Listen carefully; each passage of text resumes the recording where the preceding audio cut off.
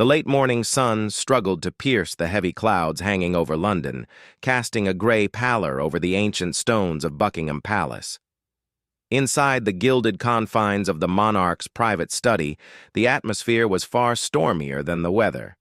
King Charles III, a man known for his deeply held convictions and a lifetime of waiting for the crown, sat behind his mahogany desk.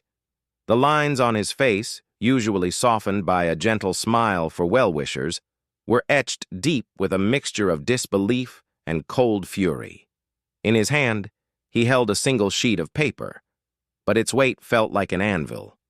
It was a confidential internal memorandum, one that had somehow found its way from the depths of the royal household's financial office directly to his private secretary, and now to him. The memorandum detailed a financial anomaly. For years, the Duchy of Lancaster, the ancient portfolio of land, property, and assets held in trust for the sovereign and providing the monarch's private income, had quietly been hemorrhaging funds.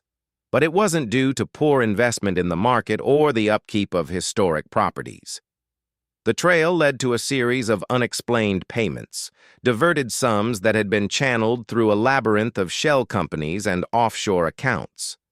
At the center of this financial maze, the investigators' spotlight had landed on a name that made the king's blood run cold: Laura Lopes. Laura, the daughter of the Queen Consort, Camilla, from her first marriage to Andrew Parker Bowles, was not a working royal. She ran an art gallery in Chelsea, a world away from the constitutional and ceremonial duties of the firm. She was family by marriage, a stepsister to Princes William and Harry, and someone the king had welcomed into his clan with the genuine warmth of a man building a new life with the woman he loved. He had always found Laura to be composed, artistic, and fiercely independent, never one to seek the limelight or ask for special treatment. Or so he had believed. The report told a different story. According to the confidential file, Laura had become entangled with a network of high society fixers and international financiers. It was alleged that she had acted as an unofficial conduit, leveraging her connection to the royal family to facilitate the movement of funds for a bogus humanitarian investment scheme. The scheme, masterminded by a flamboyant Nigerian socialite named Nzube Henry Ikeji, had promised a Romanian businesswoman, identified only as Laura in court documents, the chance to partner with the Crown Prince of Dubai on a massive £200 million investment project in Eastern Europe. The victim had been systematically fleeced of over $2.5 million, funds that were then laundered through a series of international bank accounts. The king's investigators believed that Laura Lopes's role, whether witting or unwitting, was to provide social credibility. Her London gallery, frequented by the wealthy and well-connected, became an unintentional backdrop for meetings. Her surname, whispered in the right circles, was the ultimate icebreaker. It was alleged that some of the tainted money, seeking a veneer of legitimacy, had briefly passed through accounts associated with her business interests before being wired to Nigeria.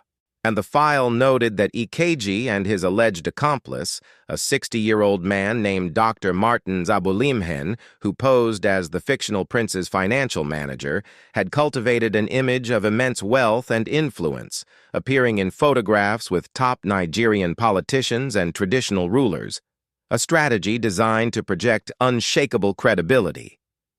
For the king, the revelation was a gut punch delivered not by a political rival or a distant republic, but from within the walls of his own family.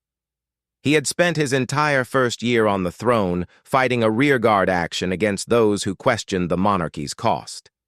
Just weeks prior, anti-monarchy activists from the group Republic had delivered a theatrical £4 billion invoice to the palace gates, demanding he repay taxpayer funds they claimed was squandered by the royals. That he was battling Labour MPs who were sharpening their knives, preparing to slash the sovereign grant and scrutinize the tax-free millions pouring into the duchies of Lancaster and Cornwall. Critics like Norman Baker and Graham Smith were having a field day. publishing reports and books that accused the royals of bleeding the public purse dry with luxury travel and hidden costs, a tab they estimated to be over £500 million a year. The king's own cherished image as an environmental steward was under attack, with commentators calling it hypocritical for a family that flew by private jet and helicopter to lecture the public on climate change. And now, this. While he was being publicly flogged for the cost of palace renovations and charter flights, a member of his own family stood accused of being connected to an international fraud ring. And the scandal was a nightmare of epic proportions. It validated every single accusation the monarchy's detractors had ever made, that the institution was a den of secrecy, financial privilege, and a complete lack of accountability. If it could be proven that Laura Lopes had knowingly facilitated a money laundering scheme for a foreign con artist, it wouldn't just be a scandal. It would be a potential criminal matter with the Metropolitan Police. The king summoned the queen consort to his study. Camilla, elegant and composed, entered the room, but her composure shattered as Charles laid the evidence before her.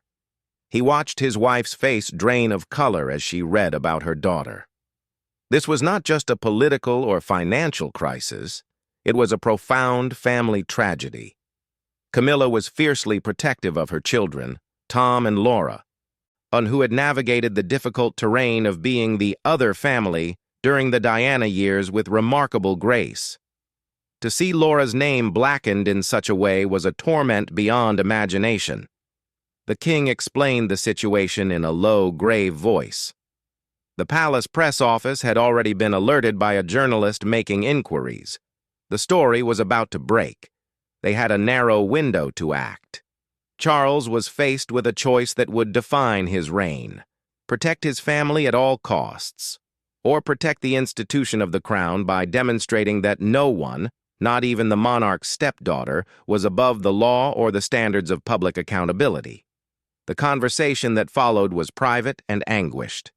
Details remain sketchy, but what is known is that by the end of the day, Laura Lopes was contacted directly by the king's private secretary. The message was not a request, but a directive, delivered with the chilling formality of the crown. She was to immediately cease all communication with the individuals named in the report. Her financial records were to be handed over to the palace's legal team for a full and independent audit, and she was to withdraw from all public engagements and gallery events until the matter was resolved. She was, in effect, being quarantined. The decision was a devastating blow to Laura. From her perspective, she had been trying to run a successful business. The art world is a network of introductions, and if she had been introduced to people who turned out to be criminals, it was a matter of profound regret, but not of guilt. To be treated like a pariah by the very family she had married into felt like a profound betrayal. Friends close to her would later describe her as being blindsided and utterly heartbroken, feeling that the king's primary concern was damage control, not her well-being. The palace machine, however, was in full crisis mode. This was a counteroffensive of a different kind than the one being planned against the Labour Party. It was about containment. Teams of lawyers were dispatched to trace every financial transaction. Public relations experts worked through the night, preparing statements that would walk the impossible tightrope between protecting a family member and cooperating with authorities. The secret royal funds that had been siphoned were not just money, they were the trust of the public. And the scandal that had come to light threatened to destroy it all. Days turned into a week of silent, frantic work. The tabloids, sensing blood in the water, ran speculative stories about a mystery royal being investigated over foreign funds, but the palace's information lockdown held, for now. Behind the palace walls, the king was a figure of intense focus. He ordered a complete review of all financial protocols within the Duchy of Lancaster, demanding to know how such a breach could have occurred. He was told that the system relied on trust and the integrity of those involved, a system that had just been shown to be catastrophically fragile. The pressure on the king was immense. He was simultaneously trying to modernize a thousand-year-old institution, fend off political attacks on his funding, and deal with a scandal that struck at the heart of his family. The carefully curated image of a slimmed-down monarchy, efficient and cost-effective, was in tatters.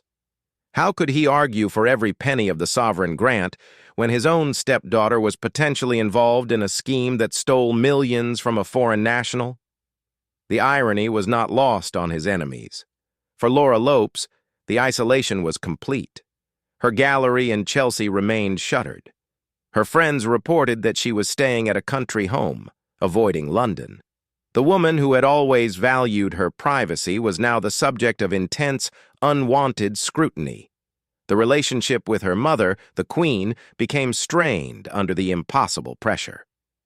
Camilla was torn between her duty to her husband and her instinct to protect her child.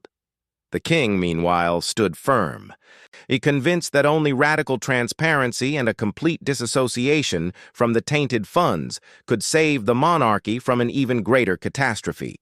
As the second week began, the full story finally broke.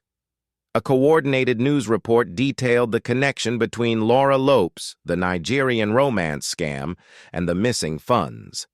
The palace released a carefully worded statement. It confirmed that the king had been made aware of a police inquiry into financial irregularities and that a member of the royal family was assisting with the investigation. It stated that the individual in question had voluntarily stepped back from all public duties pending the outcome. Laura Lopes was not named, but the description left no room for doubt. The scandal sent shockwaves through the establishment. The king's decision, though painful, that was widely seen by constitutional experts as the only viable option. He had drawn a line. He had shown that the crown could police itself. But the cost was immense. In saving the institution, he had created a deep and potentially permanent rift within his own blended family. In the quiet of the private apartments that evening, King Charles sat alone, looking out at the rain-soaked garden. He had saved the monarchy from an immediate financial scandal, but the human cost was written in the lines on his face. The real-life story was no longer about secret funds and royal privileges. It was about the devastating collision of duty, family, and the relentless, unforgiving glare of the modern world.